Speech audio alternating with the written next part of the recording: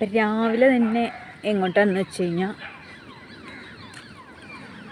കൊടുങ്ങല്ലൂർക്ക് ഇന്ന് കോഴിക്കല് മോഡലാണ്.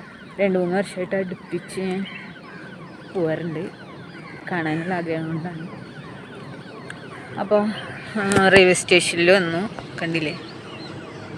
ഏത് റെയിൽവേ സ്റ്റേഷൻ എന്നൊന്നും ചോദിക്കരുത്. അപ്പോൾ ഗുരുവായൂരിൽ എന്നെ വണ്ടി ഇന്ന് ഇല്ലയെന്ന് അവിടെ വിളിച്ച് അനൗൺസ്മെൻറ്റ് ചെയ്യുന്നുണ്ട്. അപ്പോൾ ഞാനിവിടെ വണ്ടി വെച്ചു, കാരണം വൈകുന്നേരം ഞാൻ ഹോസ്പിറ്റലിലോട്ട് പോകും.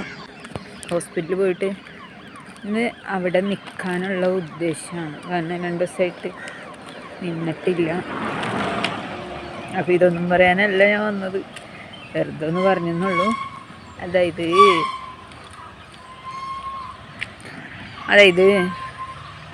കുറേ കാലമായി ആരെങ്കിലുമൊക്കെ പ്രണയിച്ചിട്ട്. അപ്പം ഞാൻ വിചാരിച്ചു ഒന്ന് പ്രണയിച്ച് കളയാം എന്ന് വിചാരിച്ചു. അങ്ങനെ പ്രണയിച്ചല്ല എന്നുള്ള മട്ടിൽ ഇപ്പോൾ കുറേ കാലമായിട്ട് പ്രണയം നമ്മുടെ ജീവിതത്തിൽ ഇല്ലാത്തൊരു സംഭവമായതുകൊണ്ട് ഒരാൾ പ്രണയിച്ച് കളയാമെന്ന് ഞാൻ അങ്ങോട്ട് തീരുമാനിച്ചു. പക്ഷേ 2 ദിവസത്തെ ആയുസ് ഉണ്ടായിരുന്നുള്ളൂ എൻ്റെ പ്രണയത്തിൽ.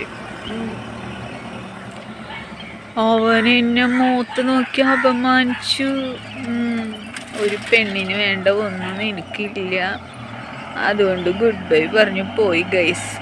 അതുകൊണ്ട് കുറച്ച് വിഷമമൊക്കെ എനിക്ക് തോന്നിയായിരുന്നു, പക്ഷെ ഇപ്പോൾ കുഴപ്പമില്ല, ഞാൻ ഹാപ്പിയാണ്. എന്തല്ലേ ഇപ്പം എനിക്ക് ചിരി വരുന്നു. പെണ്ണുങ്ങൾക്ക് വേണ്ട ഒന്നും എനിക്കില്ലെന്ന്. ശരിയാ, എന്താ പറയുക, കൂടുതലൊന്നുമില്ല. പിന്നെ